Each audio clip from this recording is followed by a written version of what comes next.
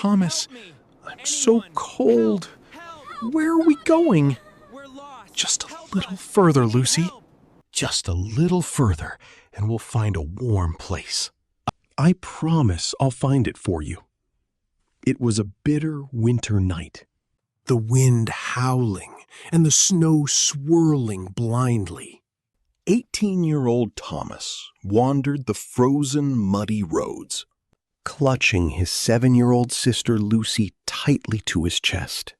Just a fortnight ago, these siblings had lived in a grand manor house of stone and oak in the royal capital. But after their father was falsely accused of treason and perished in exile, their wicked stepmother cast them out into the unforgiving cold. They had nowhere to go, no one to rely on. Thomas had no strength left to take another step. In his arms, Lucy's lips were turning a dreadful shade of blue. If he collapsed now, Lucy would perish with him. Just then, a faint, flickering light appeared through the driving snow. It was an old parish school. Gathering the very last of his strength, Thomas pounded on the heavy wooden door, and when that door creaked open, a man stood before them. Little did anyone know, this single encounter would forever alter the fates of all three. Before we dive deep into tonight's tale, thank you for joining us here. Please leave a like, subscribe to our channel, and let us know in the comments where you are listening from, so we may wish good fortune upon your home. Our story begins on a harsh, unforgiving winter night, far from the royal capital, in a distant northern shire. A blizzard raged in the dead of the night. The cobblestone streets of the village had long been emptied of people, and only the piercing shriek of the wind broke the heavy silence. Through that freezing darkness, two small shadows staggered along the path. It was 18-year-old Thomas and his 7-year-old sister, Lucy, whom he carried in his arms. Thomas was wearing nothing but a thin, threadbare wool tunic, holding his sister as tightly as he could. Lucy was trembling violently against his chest, her small lips pale and blue from the biting frost. "Thomas, I'm cold. Where are we going?" the little girl asked, her voice frail and weak. Thomas gently stroked his sister's hair and forced a reassuring smile. "Just a little further, Lucy, and we'll find a warm place." "I promise I'll find it for you." But inside, Thomas's heart was consumed by despair. Just a fortnight ago, they had lived comfortably in a grand stone manor in the capital. Yet now they were reduced to wandering orphans with nowhere to lay their heads. As he dragged his freezing feet forward, Thomas could not help but remember the horrors of that fateful day just 2 weeks prior. Thomas and Lucy's father was Lord Richard, the royal treasurer, and a man of great absolute integrity. Being the royal treasurer meant he oversaw the wealth of the entire realm. Yet, even with mountains of gold and silver passing through his hands, Lord Richard never accepted a single copper penny in bribes. He never wasted a single shilling of the commoners' taxes. And he stood firm against the corrupt demands of greedy noblemen. However, his unwavering honesty ultimately brought about his ruin. Lord Mortimer, a deeply corrupt rival lord, despised Lord Richard, believing that his righteousness was an obstacle to his own greedy schemes. Lord Mortimer ground his teeth in frustration and eventually hatched a wicked plot. he presented a forged parchment to the royal court, falsely accusing Lord Richard of embezzling the king's wealth. Lord Richard has secretly stolen from the royal treasury to line his own pockets. "Your Majesty," the treacherous lord proclaimed, "I beg of you, deliver the royal justice he deserves." The royal court was swarming with Lord Mortimer's cronies, and the king, deceived by the fabricated evidence, believed the lies. As a result, Lord Richard was unjustly branded a traitor and stripped of his titles. He was sentenced to exile on a desolate, freezing northern isle. Thomas could never forget the day his father was dragged away in chains. Bound by cold iron, his father looked back at Thomas and spoke his final words. "Thomas, my son, I have nothing to be ashamed of. God in heaven knows, the earth knows, and my own conscience knows I am innocent. When you grow into a man, you must clear your father's name." "Father!" young Thomas cried out, running toward him. But the castle guards blocked his path, shoving him away with their heavy pikes. As Lord Richard was led down the castle road, he kept looking back, his eyes brimming with sorrow and deep worry for the children he was leaving behind.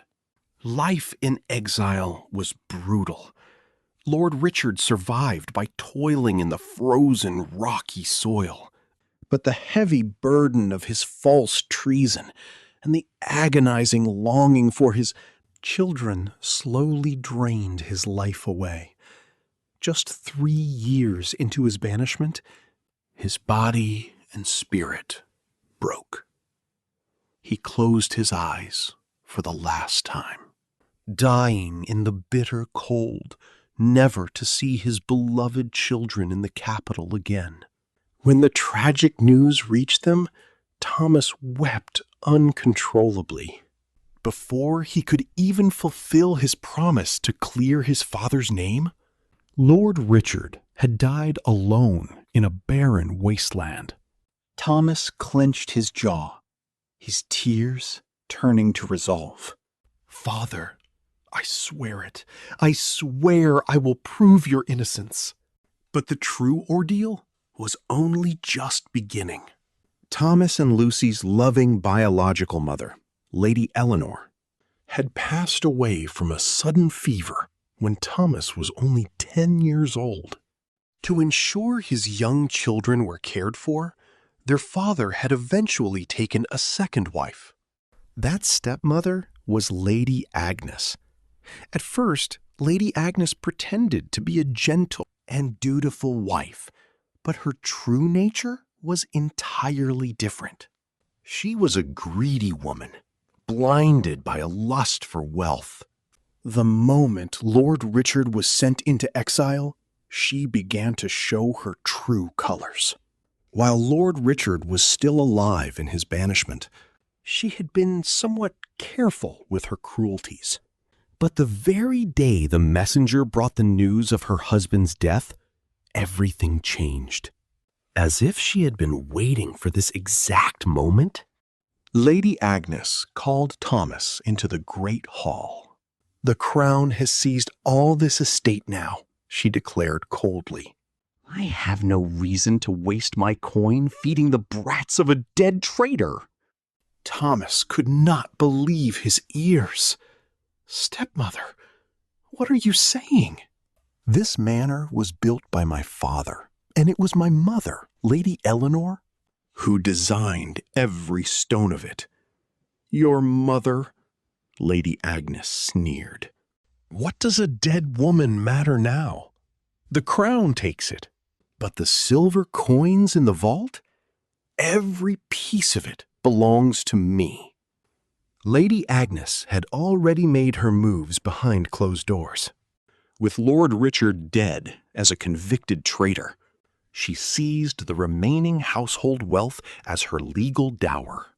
The local sheriff's guards were already bought and paid for with Lord Mortimer Silver. And no matter how desperately young Thomas pleaded his case, there was no magistrate willing to protect a condemned traitor's son.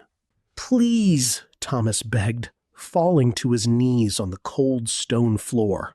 "This silver is the only thing we have left. My mother left those coins for us herself. My father saved it for us." But Lady Agnes merely turned her back to him with a heart of ice. "I am done listening to you. Pack what little you can carry and get out of my sight. Leave my presence by nightfall. Now." That very night, Thomas carried little Lucy on his back as they were thrown out of their own home. Lucy, too young to understand the cruelty of the world, could only cry against her brother's shoulder. "Thomas, why do we have to leave?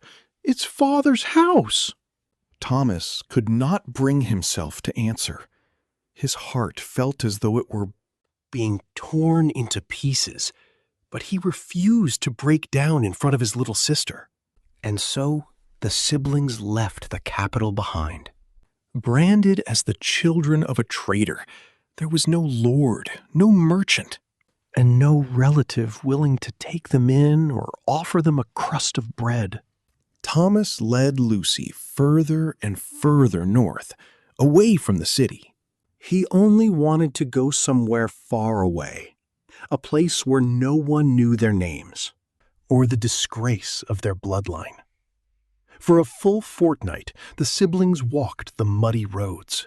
They begged for scraps among starving peasants, slept in wet ditches, and dug up bitter winter roots in the forest just to stay alive.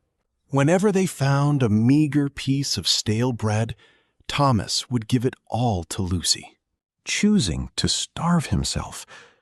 Finally, as they reached a remote northern shire, the catastrophic blizzard struck. Thomas had absolutely no strength left. The arms holding Lucy felt completely frozen, and his vision was growing dark and blurry. If he collapsed now... Just then, a faint light caught Thomas's fading eyes. Dragging his numb feet through the snowdrifts, he pushed toward the shimmering glow with everything he had left. As he drew closer, he saw it was an old parish school. A weathered wooden sign hung above the door, rattling fiercely in the wind, while a warm, golden light spilled from the cracks in the shutters. Thomas hesitated for a moment. He felt deeply ashamed to knock on a stranger door, looking like a filthy beggar, and a terrible fear gripped him that they would simply be chased away into the storm once more. But when he looked down and saw Lucy weakly closing her eyes, surrendering to the cold, he knew he could not wait another second. Thump, thump, thump. Thomas pounded on the heavy oak door with a trembling, frost-bitten fist. A moment later, the door creaked open, revealing a man standing in the threshold. He appeared to be a man in his 50s, though his face bore the lines of age. And sorrow, he carried the undeniable grace of a learned scholar, and his eyes were deep and remarkably warm. He wore nothing but a worn, simple robe. Yet there was a quiet, extraordinary dignity about him. The man's eyes widened in shock when he saw the two freezing children standing in the raging blizzard. "Good heavens, come inside, quickly," he urged, hurriedly pulling the siblings out of the storm. He sat them down right beside the roaring hearth fire and immediately threw more logs onto the flames. By all the saints! What are two young ones doing out in a storm like this? Thomas did not even have the energy to speak. He could only bow his head. Just feeling the glorious heat seeping back into his frozen bones was enough to bring him to tears. The man did not press them for answers. Instead, he hurried to his small kitchen and quickly returned with a wooden tray of hot food. It was a humble peasant's meal, but to them, the thick barley porridge, warm root vegetable soup, and fresh bread looked like a feast fit for a king. "Eat first," the man said softly. "Your story can wait." Thomas wrapped both his hands around the warm clay bowl. As the comforting heat spread through his numb fingers, heavy tears finally spilled from his eyes and splashed onto the table. "Thank you, sir," he choked out.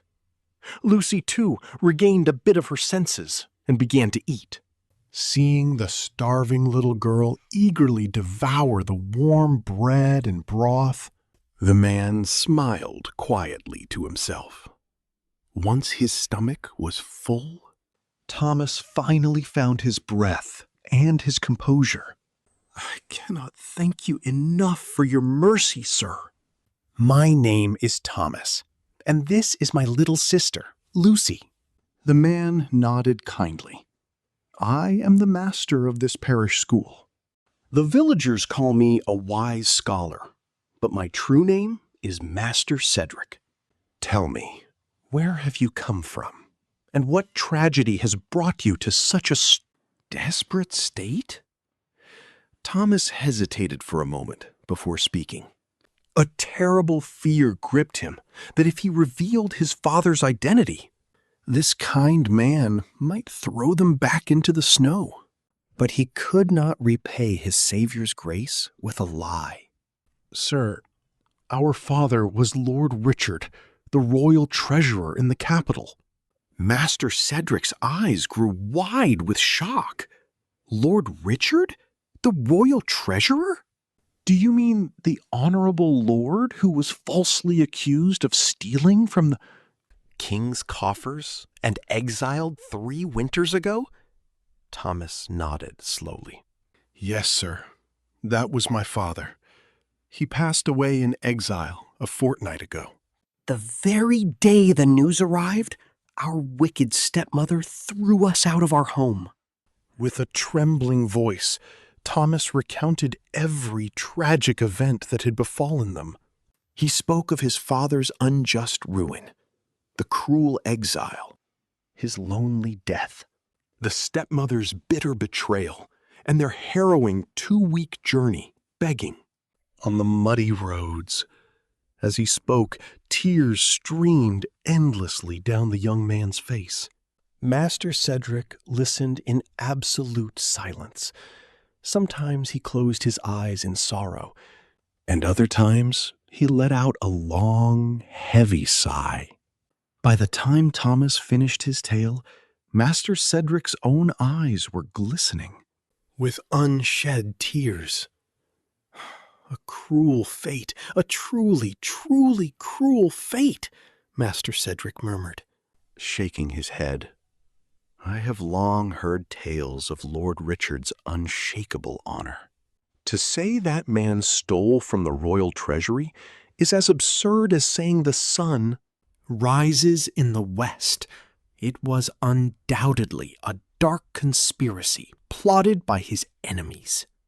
Thomas lifted his tear-stained face and looked at Master Cedric in pure astonishment. Everyone else they had met had chased them away like diseased rats, calling them the spawn of a traitor, or looking at them with eyes full of suspicion. Yet here, this humble parish scholar believed in his father's absolute innocence without a second thought. Master Cedric sat in deep thought for a moment before speaking again. "As it happens, there is a small, empty chamber near the back of the school. You and your sister shall stay there. For the time being, Thomas's eyes widened in disbelief. "Sir, do you truly mean it? But we have no silver." "No copper pennies to pay you?" Master Cedric raised a hand to stop him. "Does a man only help the helpless when he expects payment in return? I require no coin." "However, there is one condition." "A condition, sir? Anything you ask." "I ask that you help me with the daily chores around the school," Master Cedric said gently. Running this place alone has become quite a heavy burden for my old bones. Organizing the parchments, sweeping the chapel floors, And keeping an eye on the young village boys when they study. It is honest work, but not overly difficult. Thomas dropped to his knees on the cold stone floor, crossing his heart in deep reverence. "I shall never forget this grace, Master Cedric," he choked out. Tears fell heavily onto the stone. For the past fortnight, they had been turned away from countless doors, pointed at and scorned as the spawn of a condemned traitor.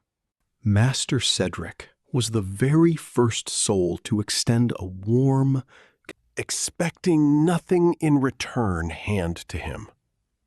That night, Thomas lay near the warm hearth fire, holding Lucy tightly in his arms. Lucy had already fallen into a deep slumber. Thomas pressed a kiss to his sister's forehead and whispered, "Lucy, it will be all right now. Your brother will always protect you, and one day I will surely clear Lord Richard's name." Outside the frosted windows, the winter storm still howled, but within Thomas's heart, a small ember of hope had finally begun to burn. While the siblings slept, Master Cedric sat alone in his chamber, staring into the flickering flame of a tallow candle. With trembling hands, he opened an old wooden chest. Inside lay a piece of faded linen, a pair of small leather shoes, and a woman's silver brooch. Master Cedric took them out and stroked them gently. "Matilda and my sweet Clara." 10 years ago, Master Cedric had been a highly regarded young scholar at the king's court. Having mastered his studies with the highest honors, he served the crown directly, praised by all as a man with a brilliant future. He spent his days in joyous harmony with his beloved wife, Matilda, and their young daughter, Clara. But such happiness was not meant to last. That winter, a dreadful plague swept across the realm. While tending to the sick on the king's orders, Cedric himself caught the fever, though by the grace of God he survived. Yet upon returning to his manor, he found his wife and daughter already cold and lifeless. "Matilda! Clara!" Master Cedric had clutched their frail bodies, weeping for days and nights on end. How could such a tragedy come to pass? He had lived, but his beloved family was gone. Drawing breath felt more like a cruel punishment than a blessing. After laying them to rest in the churchyard, Master Cedric surrendered his royal seal and resigned his post. No matter who tried to stop him, he would not listen. What use was wealth or glory? He would only be returning to an empty hall. Master Cedric retreated to this rural village and opened a modest parish school in the old stone church. He had no lingering desire for court politics, but he could not let go of teaching the young. Passing on knowledge was the sole reason he had left to live. And so, 10 years passed. By day, he taught the village boys their letters and Holy Scripture. By night, he read his heavy tomes alone to soothe his crushing loneliness. The villagers called him the White Cloud Scholar, meaning he lived like a drifting cloud, free from earthly greed. But no one truly knew the depth of the sorrow hidden behind his calm countenance. No one knew the years he spent weeping, calling out the names of his wife and daughter every night. Master Cedric looked toward the chamber where Thomas and Lucy slept, lost in thought. The sight of those children, orphaned at such a tender age and cast out into the cold world, mirrored his own broken state from 10 years ago. A thought came to him that perhaps taking care of these children might be his own salvation. Perhaps this is the Lord's will, Master Cedric murmured as he snuffed out the candle. From the very next morning, Thomas began his new life at the parish school. He woke before dawn to sweep the chapel yard, stoke the hearth fire, and neatly organize the parchment scrolls. During the day, he looked after the young village boys who came to learn, and in the evening, he studied the books Master Cedric provided him. Lucy, too, gradually adapted to her new surroundings. At first, terrified of the unfamiliar place, she would only hide behind her brother's cloak. But Master Cedric's warm and gentle care soon helped her open her heart. "Master Cedric, what is this?" Lucy asked one afternoon, pointing at a thick leather-bound tome on the shelf. Master Cedric smiled warmly and replied, "That is a book of ancient philosophy, little one. It is a text that teaches a person how they ought to live, and how one might become a truly good and righteous soul." Is it a difficult book? It can be difficult, or it can be easy. The most important thing is having a heart that wishes to understand. Lucy tilted her head, gazing at the heavy book with wide eyes. Master Cedric gently stroked Lucy's hair, a soft smile gracing his lips. The way she looked at him was so heartbreakingly akin to his late daughter, Clara, that a sudden lump formed in his throat. Meanwhile, even as Thomas diligently helped around the school, a heavy burden constantly weighed upon his mind. The false treason charge against Lord Richard, their stolen home, and his bitter resentment toward Lady Agnes. Above all, what pained his heart the most was losing the manor estate, the very home that his mother, Lady Eleanor, had designed herself, and which his father had built for them. That estate was not merely a building of stone and timber. It was a home Lady Eleanor had sketched and planned with her own hands, even as she lay suffering from her mortal illness. She had placed the beautiful rose gardens she loved so much in the courtyard, a quiet stone fountain near the study where Lord Richard read his scrolls, and she had specifically arranged the windows of Thomas and Lucy's chambers to catch the very first rays of the morning sun. "Even when I am gone, I pray my children will grow up happily within these walls." His mother's dying words still echoed in his ears. To have such a sacred place stolen by Lady Agnes. Thomas clenched his jaw. One day, he would absolutely reclaim that manor, and he would expose the truth of Lord Richard's innocence to the entire realm. One evening, Master Cedric called Thomas to sit with him by the fire. "Thomas, how many winters have you seen?" 18, Master Cedric. 18 is the prime age for learning. Tell me, how far have your studies progressed? Thomas lowered his head. When I was younger, my father personally taught me my letters, history, and the laws of the land. I was well versed in the classical texts of the old scholars. But after my father was falsely accused and banished, I have not had the chance to properly study. Master Cedric nodded slowly. The foundation is firmly laid. I should like to tutor you myself. What say you to this? Thomas's eyes widened with a sudden gleam. Do you truly mean it, sir? But I fear I am already too great a burden upon you. Nonsense. Sharing knowledge brings me great joy. Besides, if you are to clear Lord Richard's name, must you not first become a man of great wisdom and standing? Thomas bowed his head deeply. I humbly beg for your teachings, Master Cedric. From that moment on, Master Cedric's earnest tutelage began.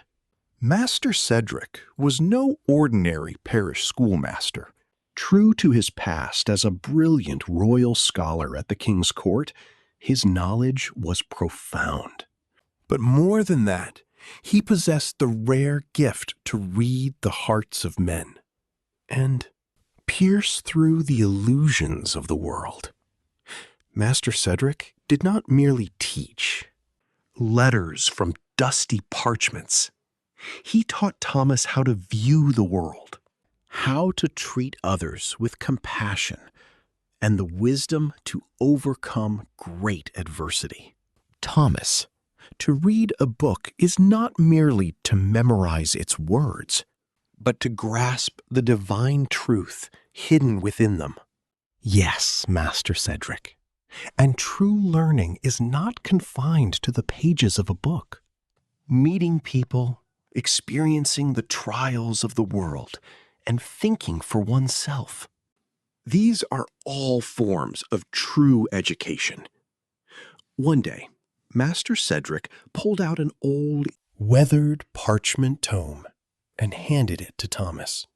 Thomas took the heavy book. On the leather cover, the title was inscribed, The Parable of the Seed. The Parable of the Seed. What kind of book is this, sir? Master Cedric smiled. It is a manuscript written by a wise monk from an old monastery long ago. It holds the truth that everything in this vast world begins from a single tiny seed. I wish to see what you feel after reading it. That night, Thomas lit a tallow candle and began to read. The Parable of the Seed began with these words. A single tiny seed grows into a mighty oak, and that oak bears 1,000 more seeds.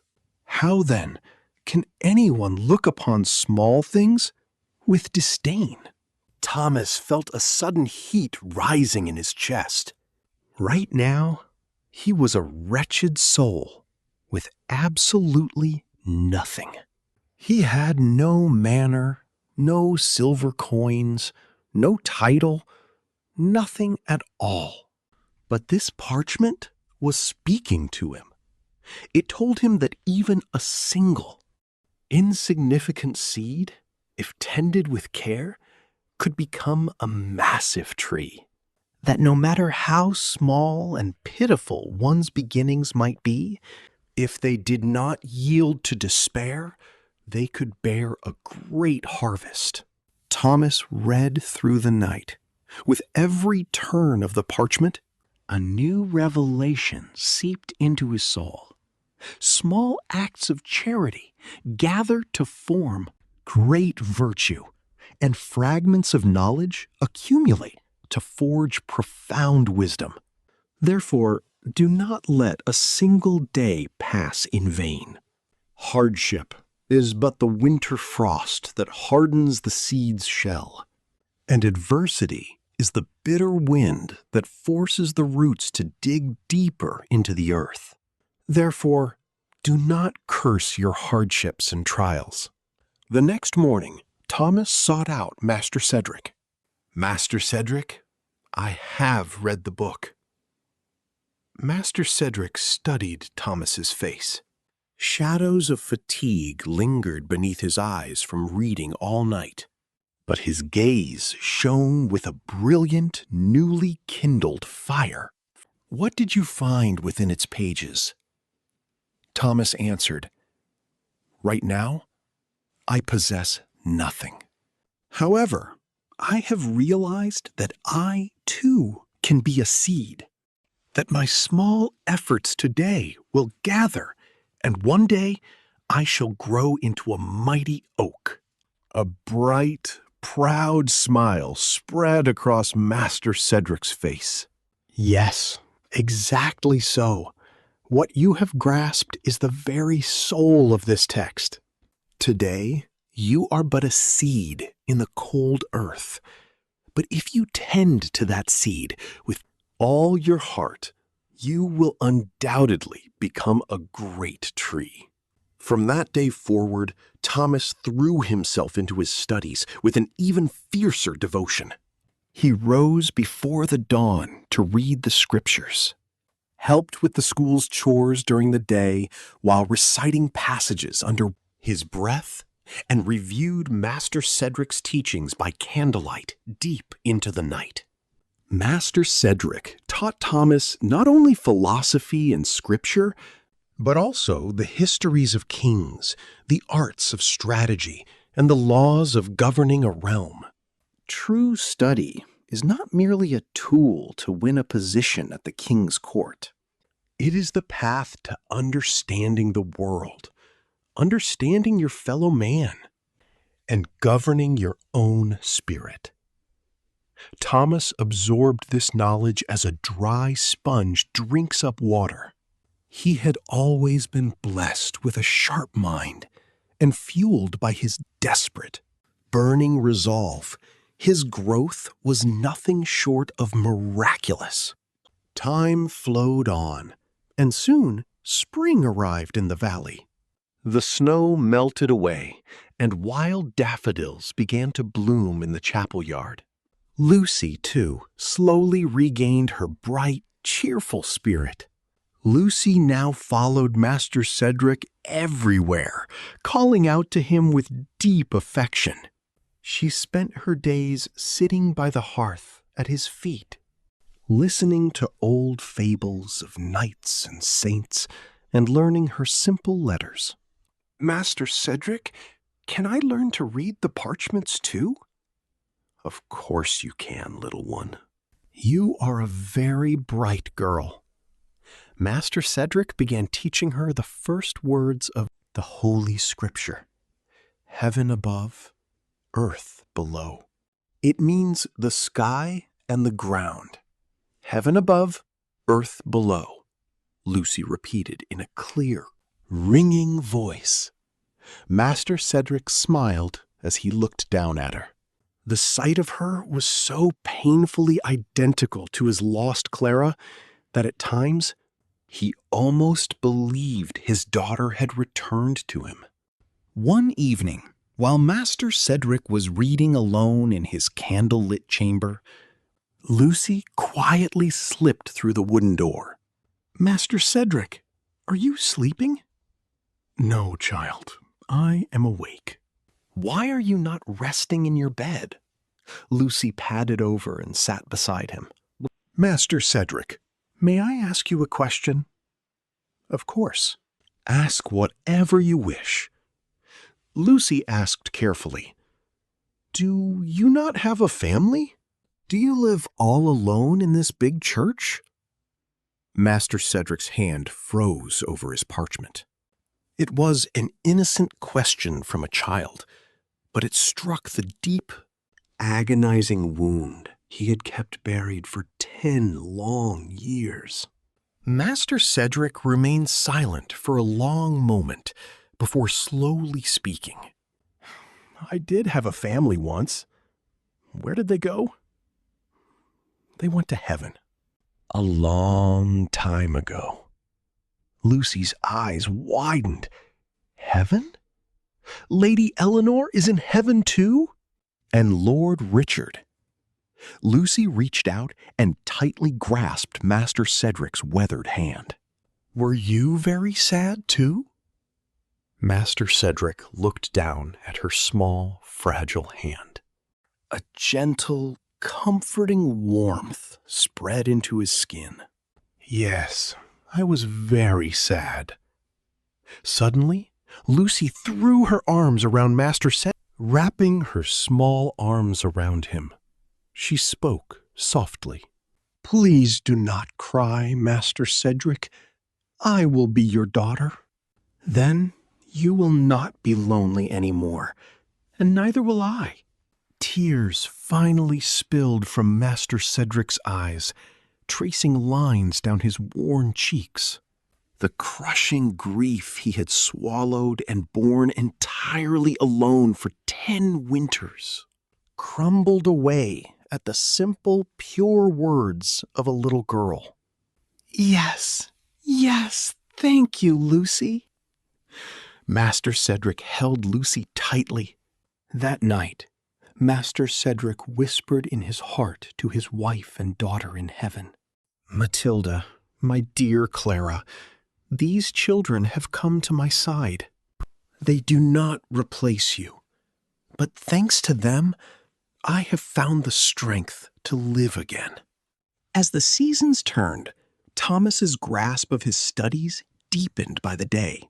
Master Cedric taught Thomas not only scripture and theology, but also the histories of great kings, the art of war, and the governance of the realm. Thomas, read this tome today. The heavy, leather-bound book Master Cedric handed him was the Book of Providence. It is a text that holds the profound truths of how the world turns, Master Cedric explained. The rise and fall of kingdoms, the coming and going of tides.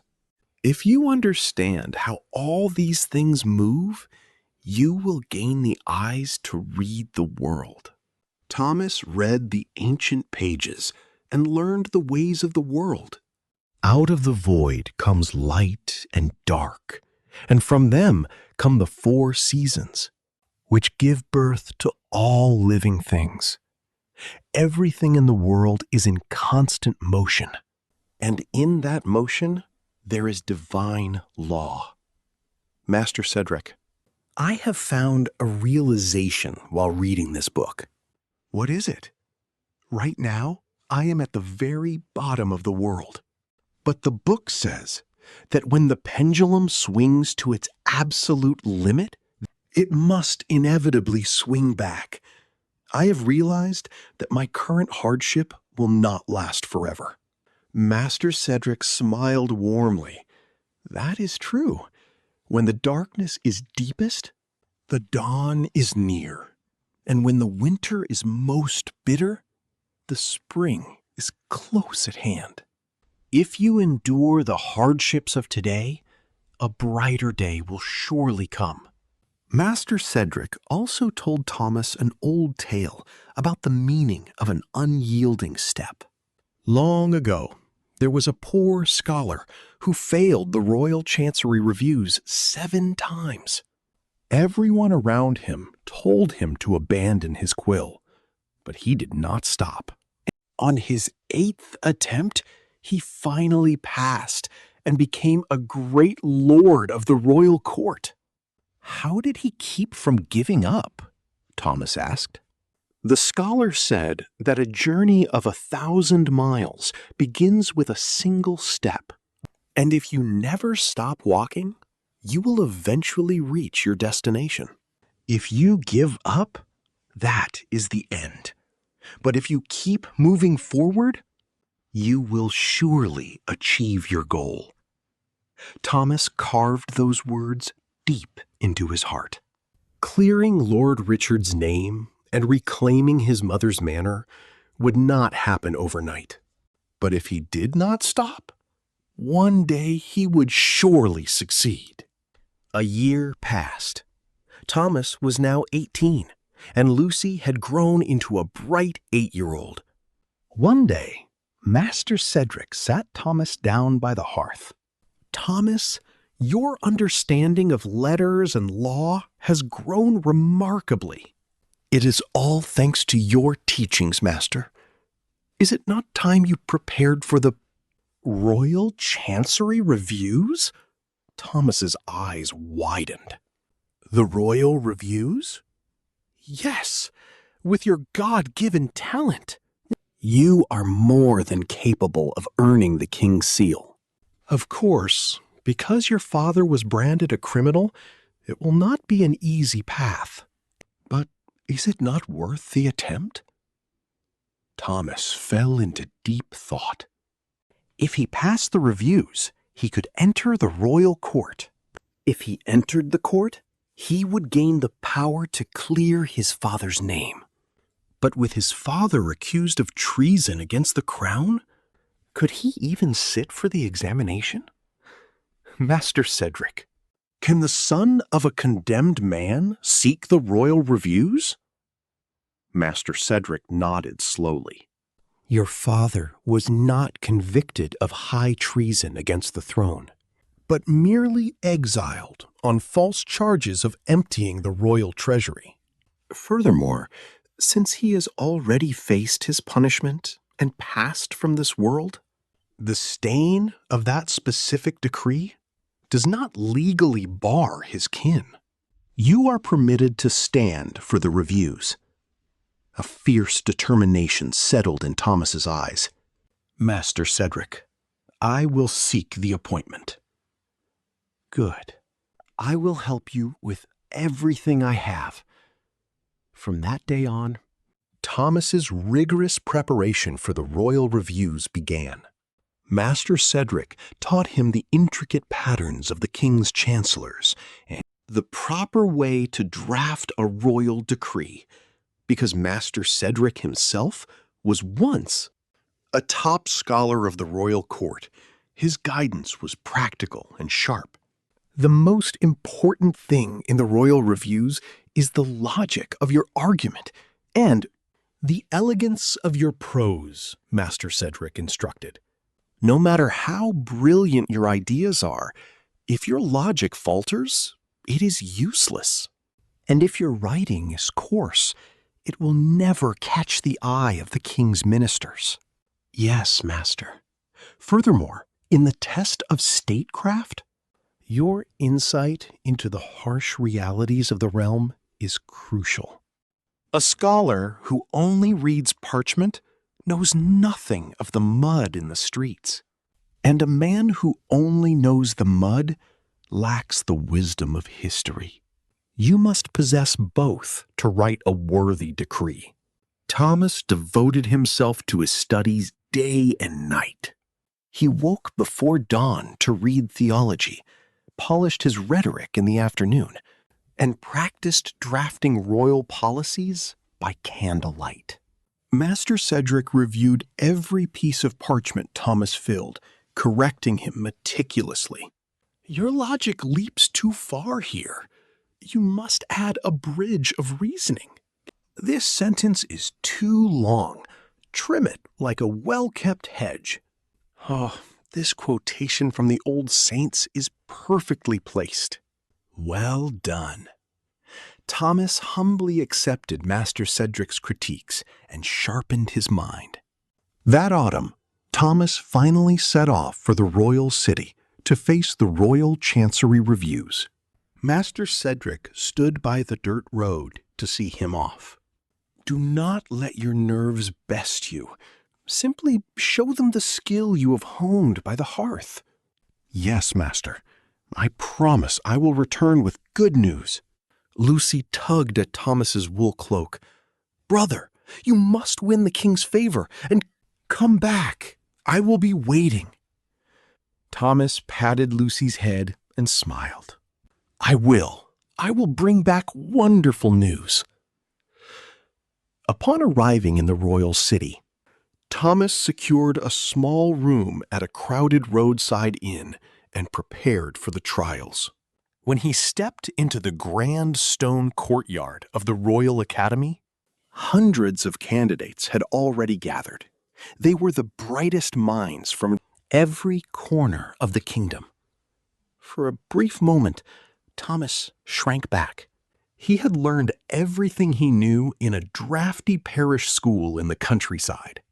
Among these men were the heirs of wealthy noblemen and students who had studied under famous guild masters and bishops. But Thomas quickly steadied his heart. He remembered the parable of the seed. Even the smallest seed, if tended with care, grows into a mighty oak. He also remembered Master Cedric's words. If you do not stop, you will surely reach the end. I can do this. I will do this. Thomas took up his quill and sat before his blank parchment. The reviews lasted for 3 grueling days. The first day tested their knowledge of Holy Scripture and ancient law. The second day challenged them to compose verses of poetry and elegant rhetoric. The third day demanded practical solutions to the plights of the kingdom. Thomas wrote his answers calmly, just as Master Cedric had taught him. In his essay on statecraft, he laid out clear, practical measures to improve the lives of the commoners. Drawing from the bitter winter famine and the struggles of the peasants he had witnessed firsthand, he offered real solutions, not empty philosophy. A fortnight after the reviews ended, the heavy wooden boards bearing the king's seal were finally posted in the muddy market square. Thomas approached the boards with a trembling heart. A massive crowd had gathered, and shouts of joy and groans of despair echoed. Through the square, Thomas scanned the names written on the parchment, one by one. And finally, he found it. Thomas, 3rd clerk of the 2nd ward. He had not taken the absolute top honor, but he had proudly passed the royal chancery reviews. Tears streamed down Thomas's face. I did it! I finally did it! Thomas hurried back to the parish school in the countryside. Having heard the rumors from passing merchants, Master Cedric and Lucy were already waiting by the wooden gate. Master Cedric, I passed! Thomas shouted. A radiant smile spread across Master Cedric's face. Well done, Thomas. You have done incredibly well. Lucy ran and threw her arms around her brother. Congratulations, Thomas! You are the best in the whole kingdom. The 3 of them held each other, weeping tears of pure joy. Having passed the reviews, Thomas was appointed to the Chancery of Foreign Missives. It was a hall of records that handled treaties and royal correspondence, a common starting place for newly minted clerks. Thomas worked tirelessly. He was still but a lowly clerk, but he harbored a fierce dream in his chest to rise to a high seat in the king's court and wash away the false sins of his father. However, the world within the castle walls was ruthless. When word spread that Thomas was the son of Lord Richard, the disgraced royal treasurer, the eyes of the court turned cold. They say he is the son of Lord Richard, the fief of the treasury. How can the spawn of a criminal hold a seat in the king's court? Whispers followed him down the stone corridors, and his superiors looked upon him with disdain. Most dangerously, Lord Mortimer, the corrupt nobleman who had framed his father, found Thomas's presence deeply offensive. Lord Richard's whelp Passed the reviews? A thorn in my side, Lord Mortimer sneered. Lord Mortimer began to secretly sabotage Thomas. He ensured Thomas was buried under the most grueling, thankless tasks in the Chancery, and saw to it that he was passed over for every promotion. Thomas gritted his teeth and endured. Right now, he had no power. To clear his father's name, he needed to climb higher. And to climb higher, he had to weather this bitter storm. One night, by the dim light of a tallow candle, Thomas wrote a letter to Master Cedric. Master, life in the royal city is not easy. Because of my father's past, many look upon me with cruel eyes. But I will not give up, just as you taught me with the parable of the seed. A tiny seed can become a great tree if it refuses to yield. One day, I will surely succeed. Master Cedric sent a reply, carried by a merchant cart. Thomas, you carry a heavy burden, but remember this. A kite flies highest against the fiercest wind. The trials you face today will forge you into stronger steel. Do not let despair take root in your heart. Drawing strength from Master Cedric's words, Thomas walked his path in silent resilience. Meanwhile, back at the parish school, Lucy was growing beautifully. After Thomas left for the royal city, Master Cedric raised Lucy as if she were his own flesh and blood. In the mornings, he taught her how to read the alphabet. In the afternoons, they walked the manor fields, talking of wild flowers and oak trees, and in the evenings, he told her wondrous old tales by the fire. Lucy turned 10.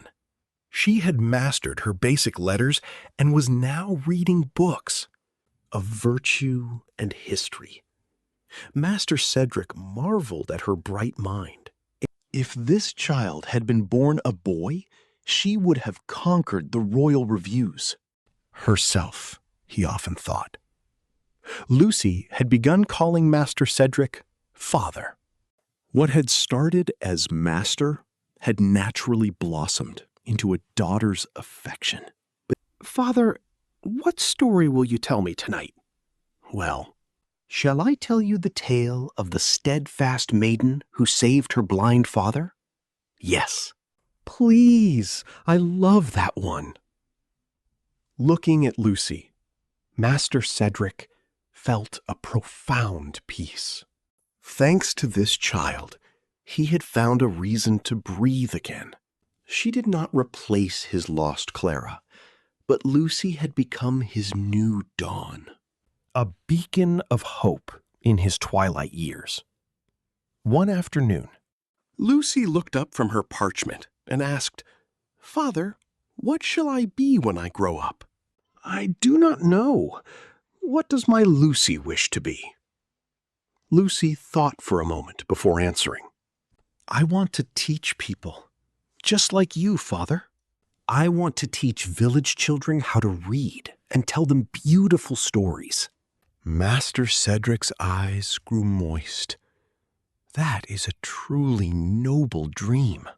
Your father will help you achieve it. Truly? Promise me? Lucy held out her pinky finger, and Master Cedric hooked his own around it.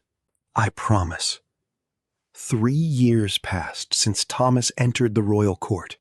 He was now a junior scribe of the 7th rank, still biding his time, waiting for the right moment to uncover the truth of his father's demise. Then one day, an unexpected encounter changed everything. It was the king's royal inspector. The royal inspector was known throughout the realm as a man of unbreakable iron. Bearing the king's secret seal, he rode from shire to shire, rooting out corrupt sheriffs, exposing greedy lords, and delivering the king's justice to the wronged commoners. One rainy afternoon, while Thomas was organizing heavy ledgers in the chancery archives, the royal inspector stepped into the dim room. "Are you Thomas?" Thomas stood up, startled by the commanding voice. "Yes, my lord, I am Thomas." The royal inspector looked at Thomas with piercing, meaningful eyes. "They say your father was Lord Richard, the royal treasurer." Thomas's heart slammed against his ribs. "Yes, my lord." "That is true. About your father's business, I have taken a great interest." Thomas could hardly believe his ears. The king's own inspector was looking into his father's tragic fate. The royal inspector gave a solemn nod. "I know well the tale of Lord Richard, who was banished 3 winters past on charges of stealing from the royal treasury. But there are too many shadows in that judgment. During my travels through the shires, I have unearthed coerced former scribes and whispered secrets." Thomas felt a fire ignite within his chest. His eyes shone with a fierce, desperate light. "My lord, is this truly so?" The royal inspector held up a weathered hand to temper the boy's hope. "It is not yet absolute. We lack the final thread to tie the noose. But the day of truth will come. Until then, bide your time, sharpen your mind, and build your strength." With those parting words, the inspector swept out of the archives, leaving Thomas standing in the quiet dimness. A profound sense of hope, long buried under years of grief, began to burn brightly in his soul. The wheel of the seasons turned, and years slipped by like water over river stones. Thomas grew into a man of 25. Through sheer brilliance and tireless study, he had risen high in the royal court, becoming a master of the exchequer. He now walked the very stone corridors and balanced the same heavy ledgers in the royal treasury where his father had once served. And at long last, the promised day arrived. The royal inspector had finally pierced the veil of lies, laying bare the rotting core of Lord Mortimer's greed. Every bribe taken in silver coins, every tax penny stolen from the crown, and most importantly, the coerced scribes and bought witnesses used to frame Lord Richard. All of it was placed directly before the king. The king's wrath echoed through the great stone hall of the royal castle. When presented with the undeniable proof, the monarch's voice shook the very rafters. "Is this the truth of the matter?" The royal inspector bowed deeply. "It is the absolute truth, your grace. Lord Richard was a righteous man, falsely accused and sent to his death by a traitor's venom." The royal court erupted into chaos. Castle guards were immediately dispatched, and Lord Mortimer was stripped of his velvet cloaks, bound in heavy iron chains, and dragged before the royal judges. Confronted with his coerced scribes' confessions, his pride broke. He confessed to his wicked treachery, admitting that he had fabricated the evidence to destroy Lord Richard and hide his own theft of the kingdom's wealth.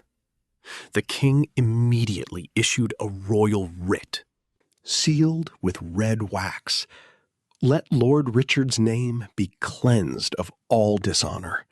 Restore his noble title in the kingdom's chronicles, and return every acre of land, every silver penny, and every stone of his estate to his rightful heirs. When Thomas heard the royal decree, he wept openly in the halls of the treasury. "Father," he whispered, the heavy burden of 10 long winters finally lifting from his shoulders. The deep sorrow that had haunted his family was finally washed away. He immediately dispatched a swift rider with a sealed parchment to the country, bearing the miraculous news to the parish school. Granted a leave from his duties at the royal court, Thomas rode hard for the village. At the old parish school, Master Cedric and Lucy were waiting by the wooden gate. "Thomas!" Lucy cried out, running down the dirt path to embrace him.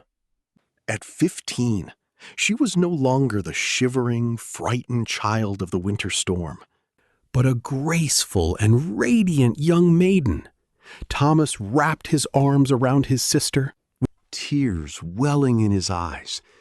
"You have grown so much, Lucy." Master Cedric approached, his eyes crinkling with warm, paternal pride. He placed a steady hand on the young man's shoulder. "Welcome home, Thomas, and congratulations. You have fought a long and bitter war to clear your father's name, and you have won." Thomas stepped back and dropped to one knee on the earth, embracing the old scholar warmly in deep gratitude. "Master Cedric, this is all your doing. Had you not taken us in from the freezing dark and guided my mind, I would be nothing today. You saved my life. You were my greatest teacher, and you have been a true father to me. How can I ever repay such a debt?" Master Cedric gently took the young lord by the arms and raised him to his feet. "Nonsense. I was a broken man, waiting for the end of my days. You and Lucy gave this old scholar a reason to breathe again. Grace is a gift we share with one another." The three of them smiled, bound by a love thicker than blood. Then Thomas reached into his cloak and pulled forth a heavy iron key and a royal deed. "Master Cedric, Lucy, the crown has returned my father's estate."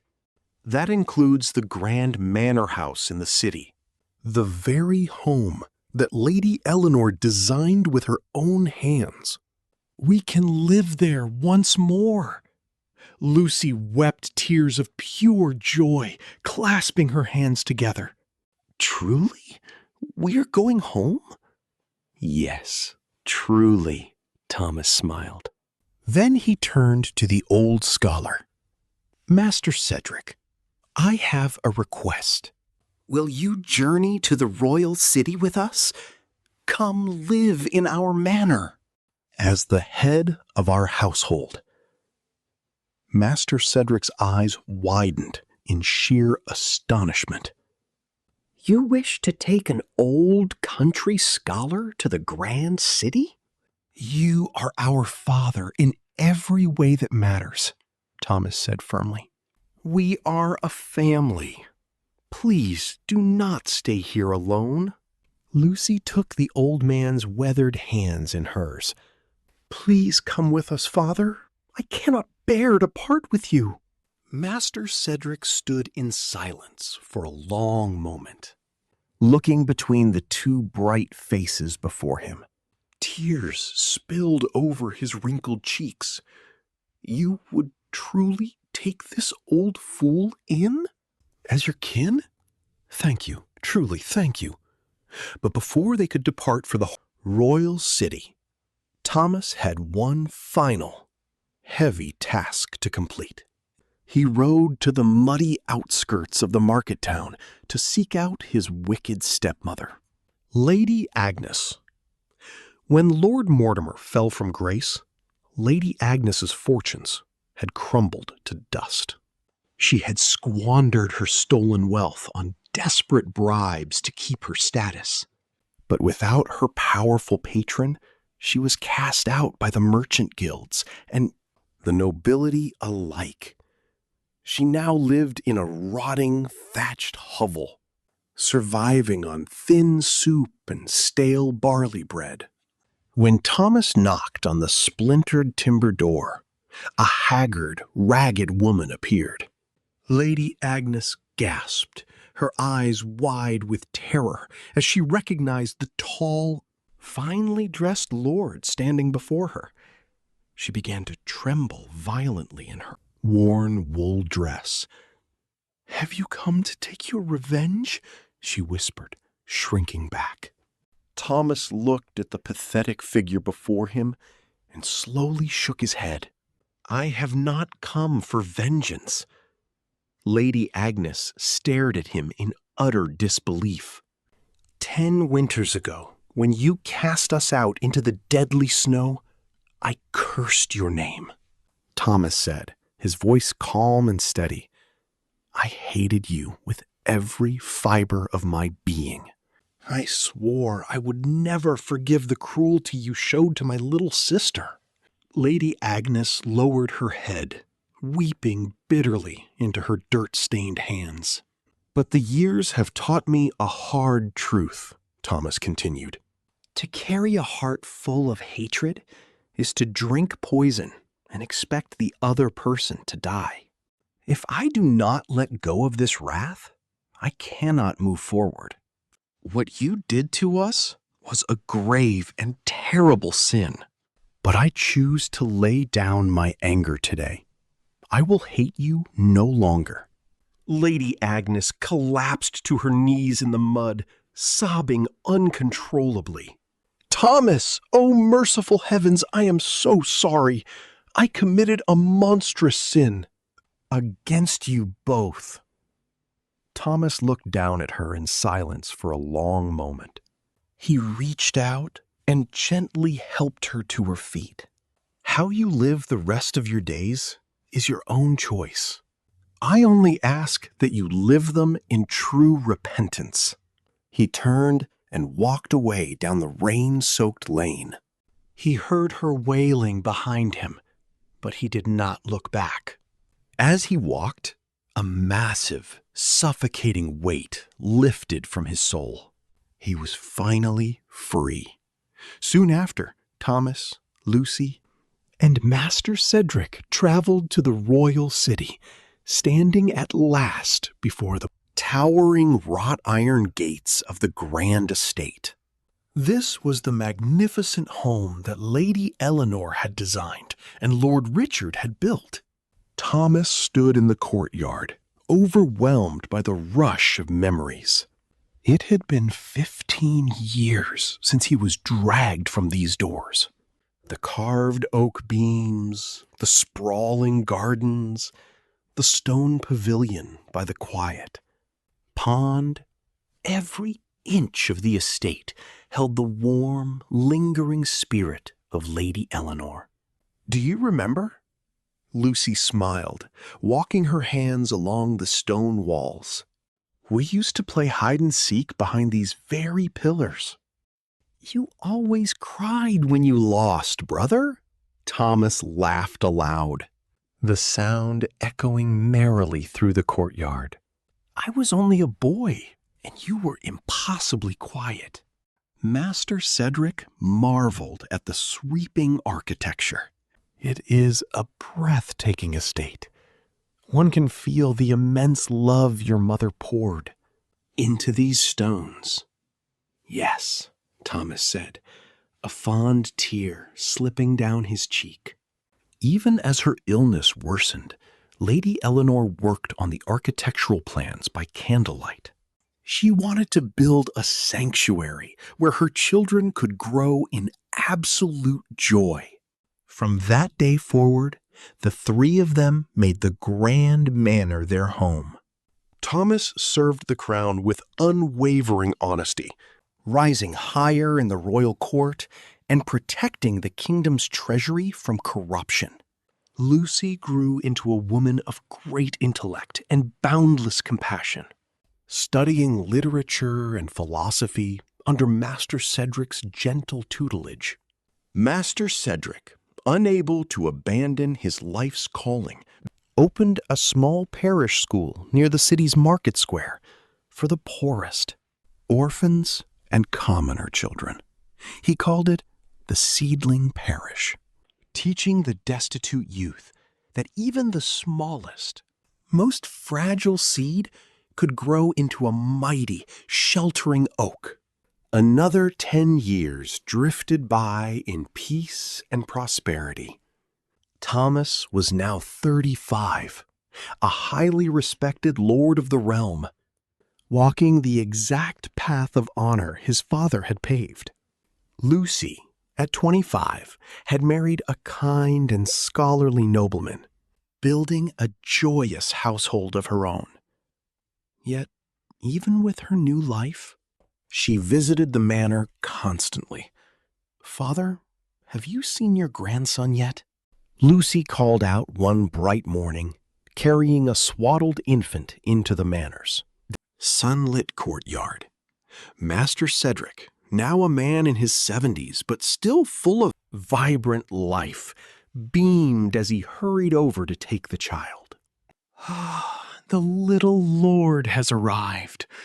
Welcome to the world, little one."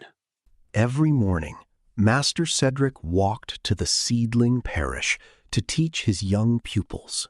And every evening, he returned to the manor to share a hearty feast of roasted meats and fresh bread with Thomas and Lucy. You know, Cedric told Thomas one evening by the roaring hearth fire, "We had a new boy arrive at the parish today. A clever lad with a spark in his eye. It reminded me of the night you and Lucy first knocked on my door." Thomas smiled warmly, pouring a cup of warm mead for the old scholar. "Had you not opened that door, Father, none of this would exist." Master Cedric reached out and gripped Thomas's hand. "Do not say that. Taking you and Lucy in was the greatest blessing God ever bestowed upon me. You gave me my life back." One crisp autumn afternoon, an unexpected visitor arrived at the manor gates. It was Lady Agnes. She was now a frail old woman, her hair stark white, her face deeply lined with age and sorrow. Since Thomas had visited her 10 years prior, she had truly changed her ways. She had abandoned her pride, entered a remote monastery, and donned the rough linen gown of a servant. She had spent the last decade tending to the sick, feeding the starving, and living a life of absolute penance. "My lord," Lady Agnes whispered, dropping to her knees on the cobblestones before Thomas, "I have spent 10 years in the candlelit chapel, begging the heavens for mercy. But I know my debt is not paid. I have sinned too greatly." Thomas stepped forward and gently lifted the frail woman to her feet. "Rise, Lady Agnes. Can you ever truly forgive me?" She wept, her voice trembling like a dry leaf in the wind. "I am so deeply sorry." Thomas looked into her eyes for a long time. Then he spoke, his voice filled with a profound peace. 10 years ago, I told you I would lay down my anger. But if I am honest, my heart was still cold. I spoke the words of forgiveness, but the bitterness remained locked inside me." Lady Agnes lowered her head in shame. "But today," Thomas continued, placing a comforting hand on her shoulder, "today I see the truth of your repentance. I see the life you have lived. And today I can say with absolute certainty that I forgive you, truly and completely. Be at peace, for I carry no more hatred in my soul." Lady Agnes wept loudly, clutching his hands in overwhelming gratitude. Thank you, Thomas." That evening, as the hearth fire crackled, Thomas recounted the meeting to Master Cedric. "You forgave her? Truly?" the old scholar asked. "Yes, Father, completely." Master Cedric smiled warmly, patting Thomas's shoulder. "You did well, my son. True forgiveness is not a gift we give to those who wronged us. It is the key that unlocks our own chains. By letting go of the dark, you have finally stepped fully into the light." Thomas nodded, feeling the very last cold shadow of his past melt away forever. That autumn marked the 10th year since the seedling parish school had opened its doors. To celebrate the milestone, Thomas funded a grand harvest festival in the manor courtyard. From across the shires, Master Cedric's former students returned to honor their beloved teacher.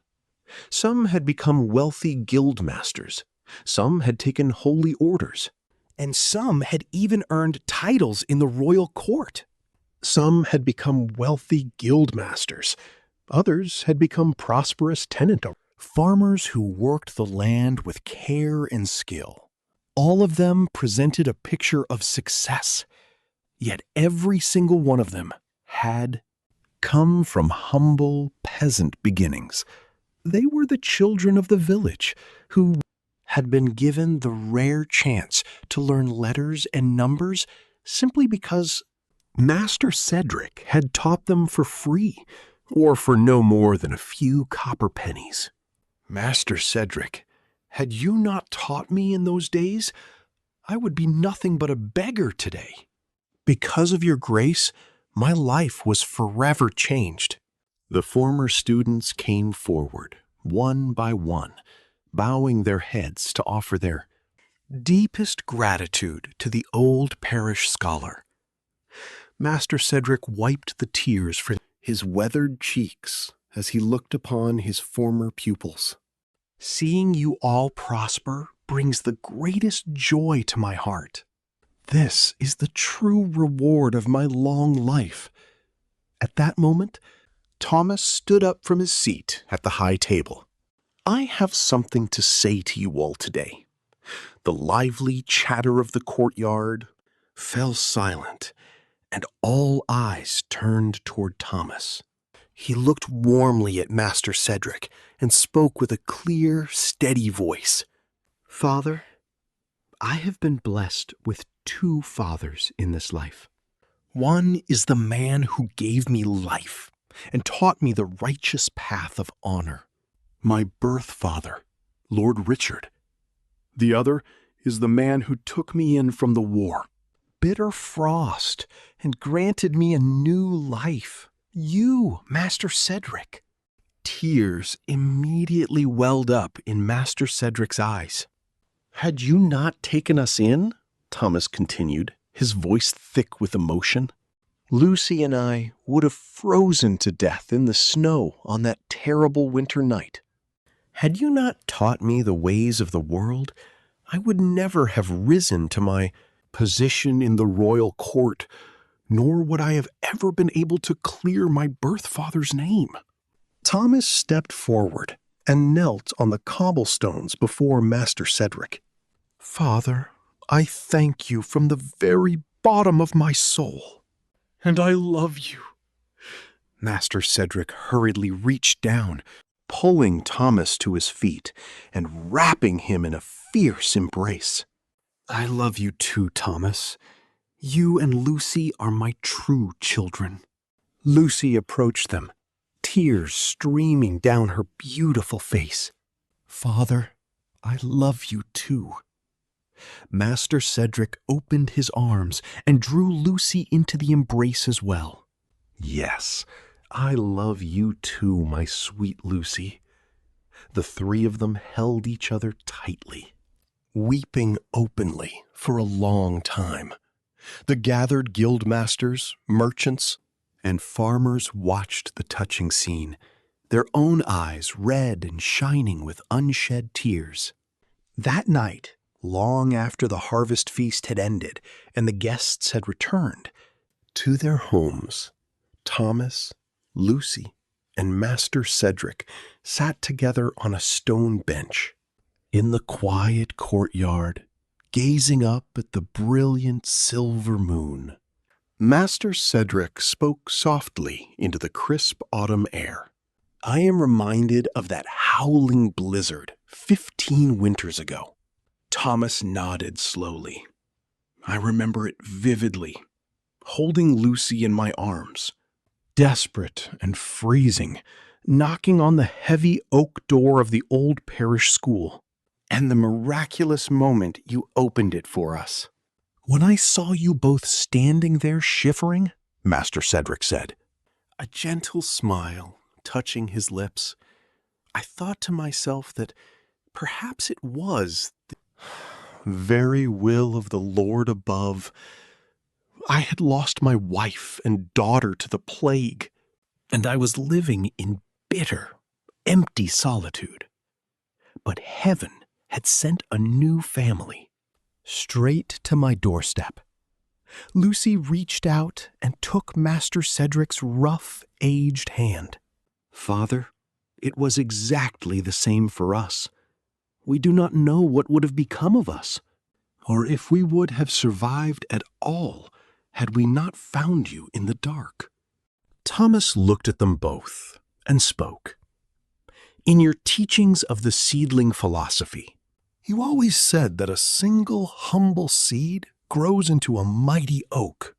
Your taking us in on that cold night was that very seed. That small act of mercy grew, took root, and became the loving family we are today. Master Cedric smiled, his face radiant with joy. Yes, it is true. That tiny seed has grown into such a magnificent tree. The three of them held hands tightly under the moonlight. Though they shared no blood, they were bound by a love far stronger than any noble lineage.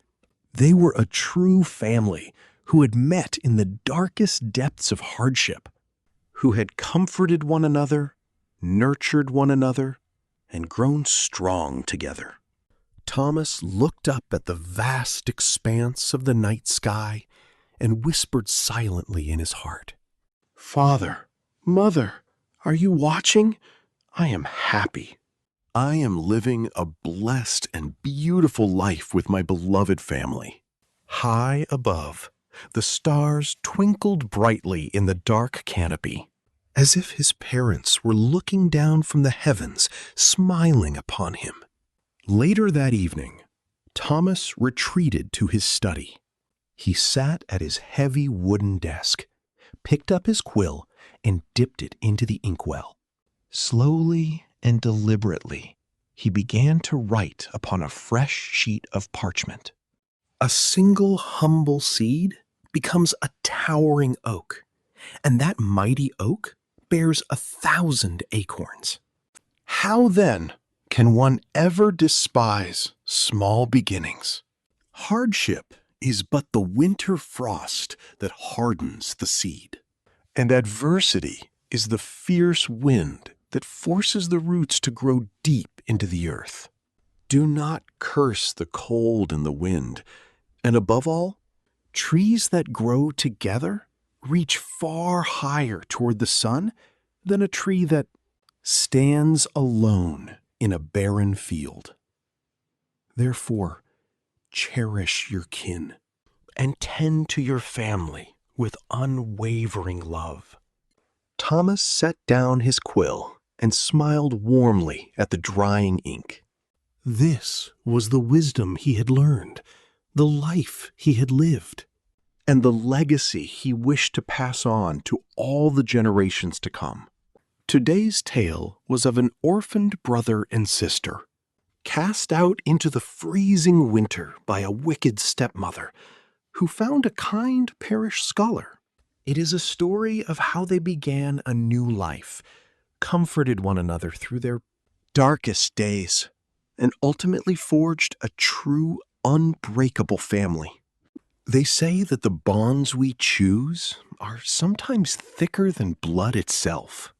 Even without the ties of noble lineage, a family bound by the heart can be stronger and more resilient than any other. Why not take a moment today to share your gratitude with the precious people in your own life? If today's story brought a small echo of warmth and emotion to your heart, please support us by subscribing and liking so that we may return to you with more tales of hope, warmth, and joy. Thank you.